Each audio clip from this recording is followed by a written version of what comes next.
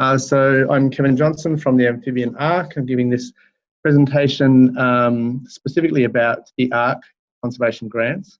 And we also have some video presentations from Federico Cacaliris from Argentina and Sebelius Lisboa from Brazil, who are both previous AArk Conservation Grant recipients.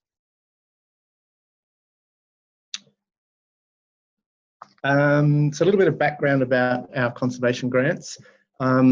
We initiated our grant program in 2009, and since then we've allocated 36 grant fundings to 36 programs in 18 different countries.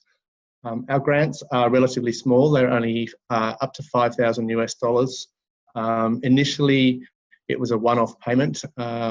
We have now added some additional types of grants, and we now have startup extension grants, and we allow $5,000 the first year, up to $4,000 the second year, and up to $3,000 on the third year. To date, we've given a total of about $173,000 in grants. And as I just mentioned, 2 years ago, we expanded our program from the initial seed grant program to include 5 different types of grants. So we now have startup grants, which are equivalent to our old seed grants. They must be a new program or in the very early stages of being running. We have startup extension grants, which I've just spoken about. We now have mentorship grants, where we will allow an applicant to identify a person with a particular type of expertise that they perhaps need a hand with. It could be veterinary aspects of their program, or it could be a field specialist to help them planning reintroduction or threat mitigation in the wild. And then we allow a mentorship grant to help bring that mentor to the applicant's organisation to help them for a short period of time.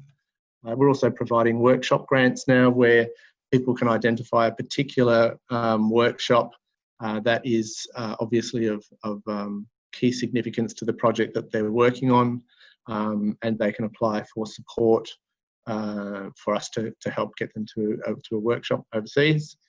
And we also have emergency grants, which are obviously not an annual grant. They're a one-off thing in times of emergency where a species perhaps is facing an imminent threat of complete extinction and needs some emergency work, or as has happened in the past a couple of times with equipment failing, where a project has needed a particular piece of equipment to help get them up and running again. That map is just a breakdown of the past grants we've allocated, and as you can see, most of them are Central and South America. So our application process, we modified this slightly last year. We found that in the past we were getting, as Nicholas mentioned, most often all of the applications would come in on the very day that they were due, which didn't provide any way for us providing feedback on perhaps poorly worded or not very well documented applications. And so we've now added a program outline. It's very short, it's only 200 words. And that in itself can be a challenge, in 200 words, to send a description of a new program that our reviewers can look at and, as Nicholas mentioned, inspire some confidence. So that in itself is a bit of a challenge, but it helps us weed out people who just clearly don't read our grant guidelines. This year, for example, we received 17 program outlines, and 4 of those just were not at all appropriate. We provided some feedback to those applicants, and they chose then not to submit full applications. So those program outlines are reviewed by a committee of 7 experts. We provide feedback to all applicants, both positive and negative. So we think it's really important to encourage the positive aspects of their program outline, but also if there are aspects that are failing or completely missing, we think that that's important to let them know what they are. I think we've probably all been in a situation where we have applied for a grant and received a letter at the end saying, sorry, but you weren't very successful. And that doesn't give us any indication of why we weren't successful. It could be, as Nicholas mentioned, that they only have the funding for around 10% of the number of applicants that they have. It could be that it was just a very bad project, and we think it's very important to provide both positive and negative feedback to all applicants. So when the program outlines have been reviewed by our review committee, successful applicants are invited to submit a full proposal. Those proposals, they then have an additional month to write their full proposal and send that in to us. So in effect, they actually have to write an application and get that to us. Their proposals and accompanying documents are sent to us and then reviewed by the same committee. And I think you mentioned, she stressed reading the guidelines, and I'll talk a bit more about our guidelines in another slide, but it is really important to include the accompanying documents that we ask for. All donor organisations ask for things for a reason. We ask for at least two letters of endorsement for every proposal. One letter of endorsement must come from the applicant's organisation to ensure that the organisation, whether that be a university or a zoo, is comfortable to support the applicant in their work. And we also ask for an independent letter of endorsement or support from an expert in the field outside of the applicant's organisation. We have had a number of applications come to us over the years without those accompanying documents. And if we don't receive them, we don't know whether that means that they have asked a number of people and not been successful in getting those letters, or if they've just forgotten it. But it doesn't give us confidence in those applications. Typically, we have around $20,000 per year to hand out. So I mentioned that our grant applications are up to $5,000. So we typically fund 4 or 5 of the highest scoring projects. We have a scoring system like all funding bodies, but it's not necessarily the highest scoring projects that win. Sometimes some minor details may have been left out of an application, but we can see that the applicant has clearly thought through the bulk of their project. It might be an extremely important species to be working with in a region where we're very keen to see new projects. So not necessarily based on scoring, and that's where I think it's really important to be honest, as Nicholas mentioned, and to give us confidence in those applicants. Once those full proposals have been reviewed and scored, we again notify all applicants of the outcomes. We again give them positive and negative feedback so that they're aware of what their failings were, what their strengths were, and how they can perhaps improve subsequent application to the Amphibian Ark or to other funding bodies that they are working with. And then we complete an MOU with the applicant's organisation, just so that the organisation and the applicant are aware of their obligations and reporting obligations to us. Johanna mentioned or stressed reading the guidelines. Guidelines are there for a reason. Over the years, we've, in fact, probably each year when we've had applications come in, we've found little gaps in our guidelines where it's clear that if we had expanded our guidelines just a little bit better, we would have received much better proposals from those guidelines. And we're pretty confident with our guidelines now. So all of the points that are in a donor body's guidelines are there for a reason. And it's really important to stick to those guidelines to make sure your project and the details in your application follow those guidelines, and that you address each of those guidelines. The guidelines differ between our varying grant types. Obviously, an application to attend a workshop is going to have completely different guidelines to a project that's a new ex situ conservation project. So read the guidelines for the type of grant that you're applying for and make sure you follow those. I mentioned in the previous slide, check for any required attachments and documents that may be required for the type of grant that you're applying for, letters of endorsement. We also ask for action plans. If a draft act, or in fact, if a completed an action plan has been completed when the application is made, we really like to see those. It gives us a lot more background, and it gives us a lot more confidence that a wider group of people have been involved in planning that project. Completing an action plan within the first 12 months of a project is an obligation of our grants now. But if an applicant has thought about drafting their action plan ahead of time and submits that with their proposal, that certainly is well regarded by our review committee. I've already stressed, I think, enough about checking your applications against our guidelines. So the full proposal is due one month after the project outlines have been received and reviewed, as I mentioned, and the applicants have a month to write their full proposal. Nicholas mentioned, as have I, that too often the proposals will come in at 5 o'clock at the end of the very last day that the the deadline for the applications to come in, and I initially read through all of those applications and check off the basic things. Have they included their contact details? Have they followed the guidelines? Have they submitted their documentation?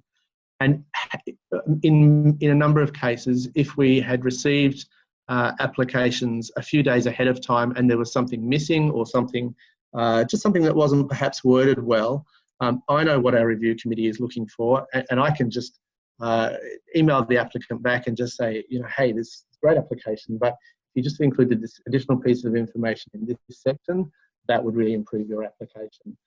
And as Nicholas said, as donors, we're looking to give money out. We have had years where we've only funded 1 or 2 projects simply because most of the applications were very, very poor.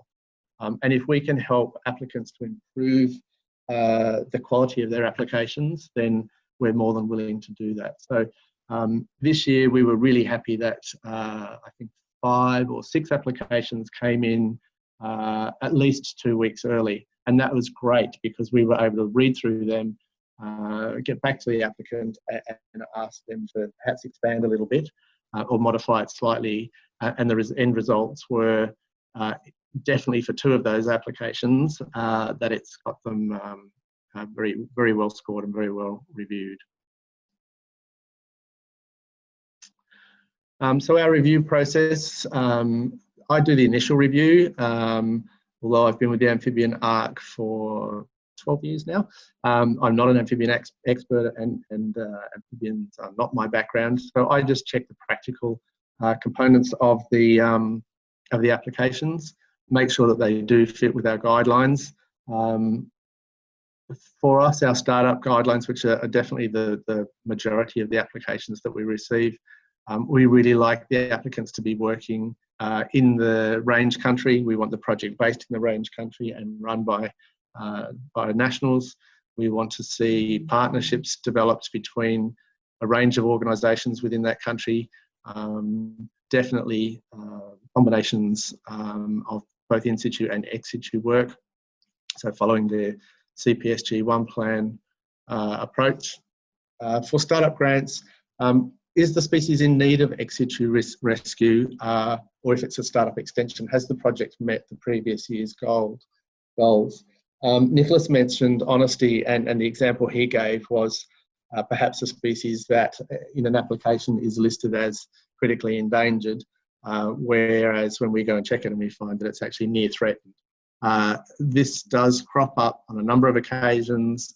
The red list assessments are there for everybody to see at any time, and it makes us think as donors that if an applicant is either hasn't bothered to check and it's a mistake on their behalf, or if they're kind of upgrading, if you like, the threat status of their species to try and impress us, it actually has the reverse effect.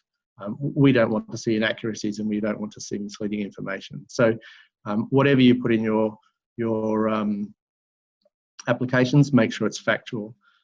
We received an application this year to work with a species that was only vulnerable, but as the species in that particular country go, there was only one critically endangered species, and the next one, or the next priority species was a vulnerable species.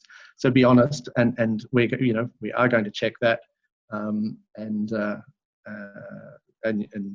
validity of your application goes a long way towards us approving it or not.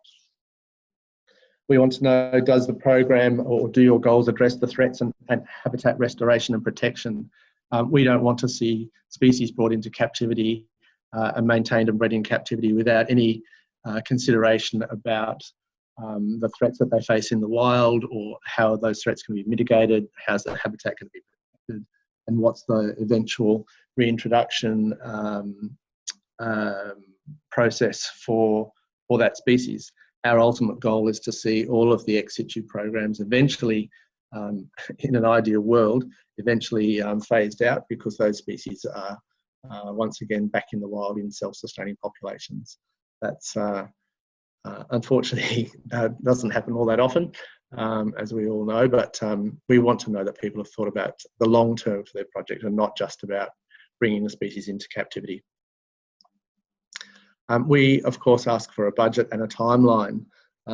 It's surprising that we do receive applications that don't include a budget. They just say they want $5,000 and don't give us any indication of what that's for. And that doesn't give us any confidence whatsoever. And we do have fairly strict criteria for what we will allocate funding to. We allow a percentage of the funding to go towards some field work or collection of the founders in the field, but no more than 20% of that. Our focus is on the ex situ programs, and so if somebody applies for $5,000 grant and $4,500 of that is for field work, we're not going to approve that. So it is important to include a budget, make sure we don't need to know to the cent what you're going to spend, but we want a good idea of that you've thought about the costs of the items that you need and just what you're going to spend the money on. Likewise, a timeline. Think about the timeline for your project. So I'm not talking about the timeline that Joanna mentioned about writing your proposal, although that was an extremely interesting slide, and I think a really valid slide. We want to see a timeline for your project. And our grants are for a year, or in the case of startup extension grants, 2 and 3 years. But a project that we fund could last for 10 years or even longer in captivity. If we see a proposal that just has a 1-year timeline, and in that 1 year, a new ex situ facility is going to be set up, founders caught, husbandry documented, animals bred and reintroduced back into the wild in a year, there's probably not a very good chance that that's actually an achievable goal. So whilst our granting period is for a year, we expect to see that you've thought about your longer term timeline. So each application is reviewed by a committee, as I mentioned, and the committee of amphibian experts are looking at the nuts and bolts, if you like, of each project. So is the species appropriate for a captive program? Has it been recommended either in a red list assessment or in a conservation needs assessment or by some other national conservation assessment program as being appropriate and needed for a captive program? We don't want to bring species into captivity just for the sake of it. So we need to know that there is a mandate to bring that species in. Likewise, we want to see whether there are other people working with the species already. Whilst it's probably not practical to only have single institutions working with each species.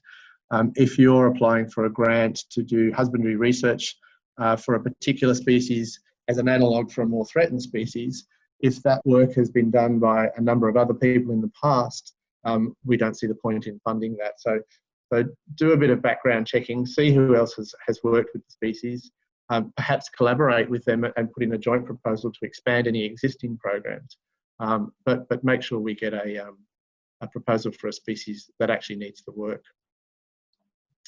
The experts who review are also looking for your husbandry expertise, to know that you've considered biosecurity for the animals that you're bringing into captivity. Are you bringing those animals into a facility where there are other amphibian species from within the same range or outside of the species range? Those biosecurity concerns are very much needed, and we want to see that you've thought about those things. Likewise, have you considered reintroduction? It's surprising that we see a number of applications come to us where reintroduction isn't even mentioned. It hasn't been considered at all, and we don't think that that's a very appropriate thing. Does the application include sufficient information? There's a fine line between sending in a one-page application, which doesn't give us very much information at all, and sending in a 20-page proposal. We are quite clear in our guidelines that we want all of our grant proposals to be 3 pages, a maximum of 3 pages, and then the budget, the timeline, and the other documentation on top of that. And I think Joanna mentioned that, make sure you provide, if we say 300 words for an introduction, give us around 300 words. We think we've got a nice breakdown between the introduction and the methodology, and the other components of each application as far as the length is concerned, and that's what we expect to see. Read the guidelines. I think, Joanna and Nicholas have mentioned following guidelines, and I can't stress that enough, because if you can't follow the guidelines, it doesn't give us confidence. I mentioned before about working with local partners, local communities. That's very important. We see that as critical to most of the programs that we're working with. So we really like to see projects that are working with other local partners in the range country. I've already mentioned combining in situ and ex situ actions as part of the proposal. Our review committee are going to look at the organisation and the applicant's previous work. Have they got a good reputation? Do they have a bad reputation? I think that speaks for itself.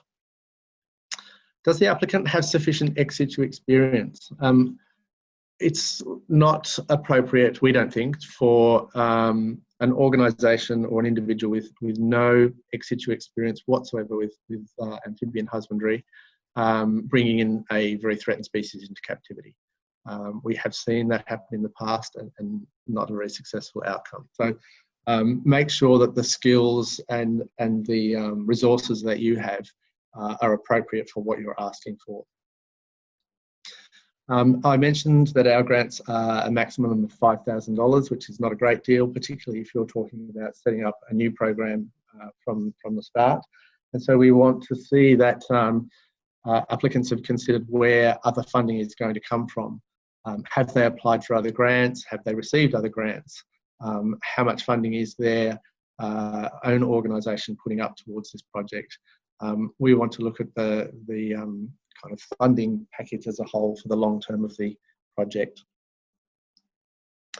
I mentioned about timeframe being reasonable, and again, the budget should be reasonable.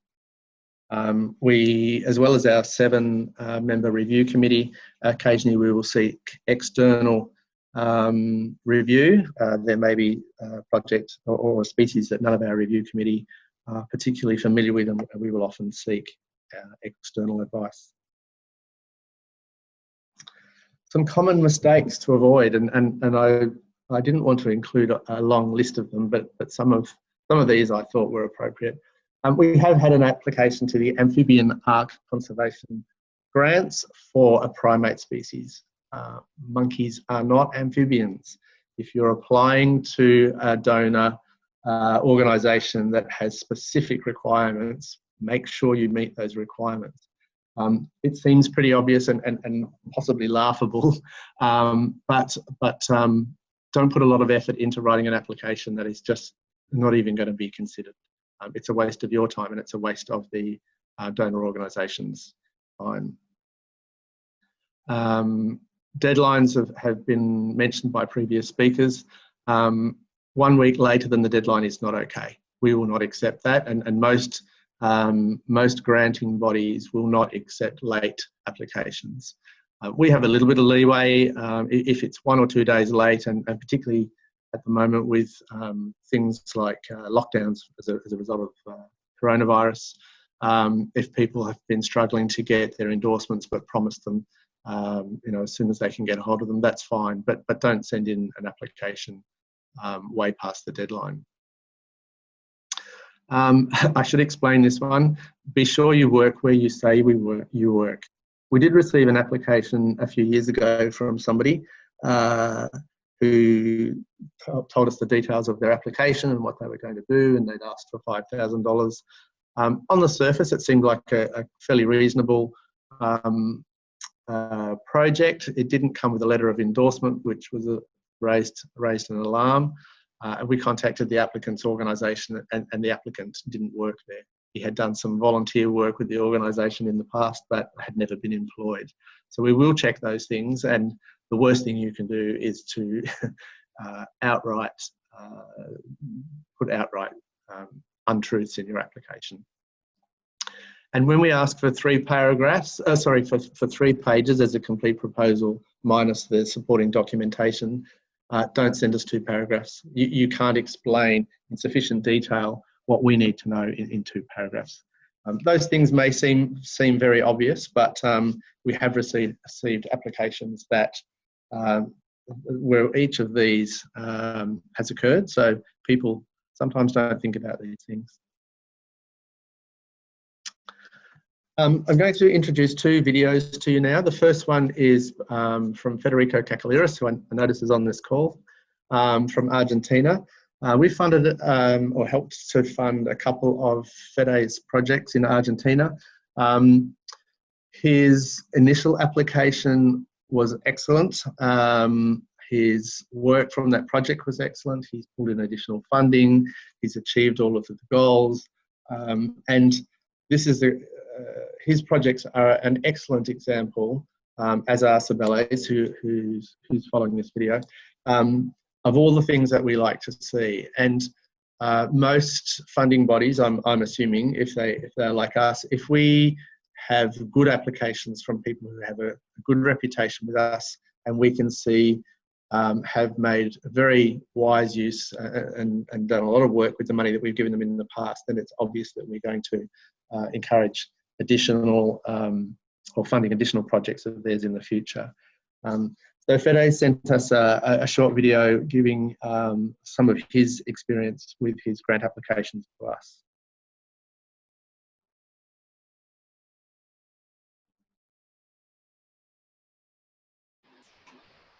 Kevin, we cannot hear the video. Is that better, Luis? No, nothing.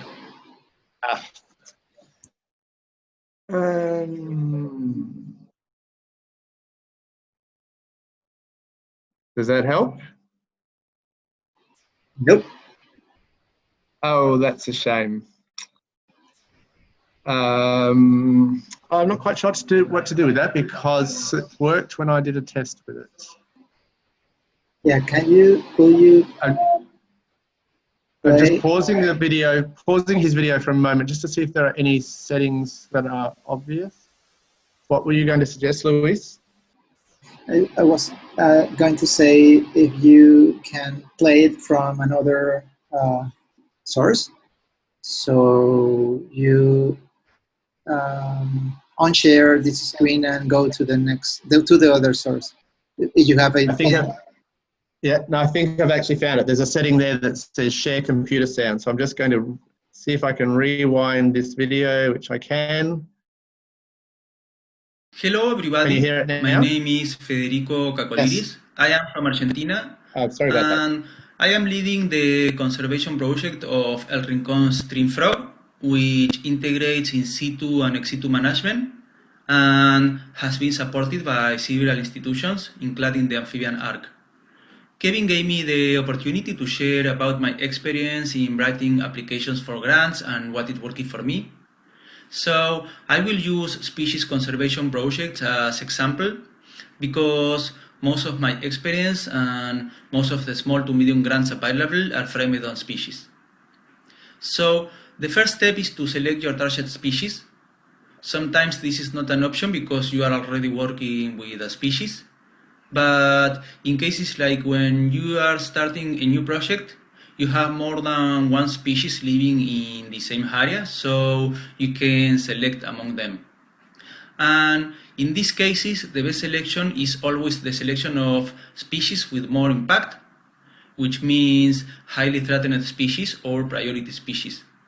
And you have several tools to find which species has a higher priority, like the red list of the IUCN or the conservation needs assessment, this last one specific for amphibians. So, as you know, when higher is the degree of threat, higher is the priority of the species. And because funds are limited, if you are working with a priority species, you will add some chances of success to your project. But of course, just by having a priority species is not enough to have success in an application. It is very important to have clear objectives about what are you expecting to address with your project. You must clearly show how your project will solve some of the problems that are affecting your target species. In my case, I use the logical framework to identify the objectives of my work. You can find a lot of information about this methodology on the web, but in summary, it is based on the identification of the main problems affecting a species, the establishment of the cause-effect relationship among them, and then the conversion of each specific problem into an objective, which is the solution to that problem. For example, in the case of El Rincón stream frog, we found that habitat loss was a problem, and we also found that livestock trampling and feeding on frogs' habitat was another problem. Then we found that both problems were related. The presence of livestock is the cause of habitat loss. So our objective was to restore habitat by impeding the access of livestock to key sites for frogs. We found the solution to a problem, and this solution was one of our objectives. My point is, it is very important to know which problem are you trying to solve with your project, and the solution to that problem is your objective. Then try to write your objectives in a smart way, which means they must be specific, measurable, achievable, realistic, and time-bound. And you can find a lot of information about smart objectives in the web. So once you have a target species with specific objectives, the next step is to share your story. Try to find a good compromise between technical writing and friendly writing. Think about the story you want to share and write this story in a way that everybody could understand. Remember that you have a deep knowledge about your species and its habitat, but probably the reviewer that will assess your project doesn't. A good way to improve this is by sharing a draft of your project with a friend or a colleague not related with this species, and then asking them for feedback about the clarity of the project. Also, many funders are happy to give you advice and to answer questions related to your application. They want to fund good projects, thus they will help you to write a good one. Remember that you and the funder are planning a society for the sake of both. Also, several foundations have ambassadors programs that help applicants during the writing process. So if the grant you want to apply counts with an ambassador program, do not hesitate to contact them for advice. They have more experience with the reviewing process, so they will give you keywords for your success. And a last reminder is to read carefully the grant's requirements and the frequently asked questions. You can find very valuable information there that will help you during the writing process. So thank you very much for your attention. I think Fede raised some excellent points there, and there's 3 points that I just wanted to reinforce. Make sure you have clear objectives. If we see a proposal, or in fact any donor organisation see a proposal that has a clear objective, goals and how they're going to achieve those goals, that gives us confidence that you've thought about the entire project, and that's something that certainly Fede has done with his project. And for asking funders to give advice, I mentioned earlier that that we're more than happy to see a draft of your application ahead of the deadline, provide you some feedback on it, and then look forward to seeing a much better quality application come through. This has been happening more and more over the last few years, and certainly the quality of the final applications that we're seeing now is much better than it has been in the past. I have a second video, another 5-minute video from Sebelius Lisboa from Brazil, and she's going to talk about her experiences with applications that she submitted to us in the past. Hi, my name is Sebelius Lisboa. I'm from São Paulo Zoo, Brazil, and I have been working with amphibian ex situ conservation since 2009. I'm here today to talk about my experience in leading some programs here in Brazil, more specifically about granting application. On 2 different occasions, we won grants from Amphibian Ark. One for the Alcatraz snouted tree frog, and the most recent for the case-headed tree frog, a very rare species and endemic of a small city called Cataguases. So before applying for a grant, the first necessary thing to check is if your project is a good match from the granting organization in their grant guidelines. This will save time both by the applicant as well as the organization. About the project structure, as we are talking here about ex situ conservation, it's fundamental that your project and the ex situ component are not isolated actions. Ex situ conservation is only one part of an action plan, and it's essential to drawing it up with researchers from the in situ community and governmental institutions to ensure that actions are taken to mitigate species threats. The budget planning is another very important step. If the grant you are applying is for start the project, list everything is necessary to keep the animals for a determined period, as well as other expense, for example, field expense for collection of the founders. However, it's very important to have identified and considered the longer-term plans for the project, beyond the initial grant period. This will give the granting bodies confidence of the applicant's ability to see the project through. So, it's interesting to make the budget associated with a schedule, and then you can divide the expenses by period. This is important because not always just one grant is enough to fully complete the action. So it is to know what to prioritize for the action to take place in that particular period. And with that organized, you can try to get financial support from different institutions at the same time. In the case of the case-headed tree frog, for example, we are not sure if we could find the founders, since it's a very rare species. So, in our application, we made a budget based on field trips and basic lab equipment, in case to find some animals. However, we had long-term plans for each step of the project. In the case of the Alcatraz tree frog, in that time, we had more insurance about the founders, more experience in the husbandry, and financial support for the field trip. Then, we could direct the budget to a complete laboratory. And finally, but not less important, it's fundamental to have a commitment from your institution and from the team involved too. We must keep in mind that we will be responsible for maintaining lives and that we will have to provide the best conditions while the animals are under our care. So thank you so much, muito obrigada, and take care of yourself too. I think 2 great points that Sebelius raised there was make sure that the project that you're proposing to manage is a good match for your donor organisation. And secondly, again, reinforcing what previous speakers have said, make sure that you're combining in situ and ex situ conservation actions so that we're looking at a holistic package rather than just the ex situ component of it. I mentioned before, both Sebelius and Fede and most of their applicants that we funded in the past have produced excellent applications. It's important for us to see regular reporting. We ask for 6-month and 12-month reports. We have a reporting template. And a surefire way not to receive an extension to your grant is to not give us reports. So when we ask for our 6 months and 12-month reports, make sure that you provide the donors with the information that they're looking for, just to reinsure in their minds that the project is going along well, and that you're making wise use of the funds that you've been given.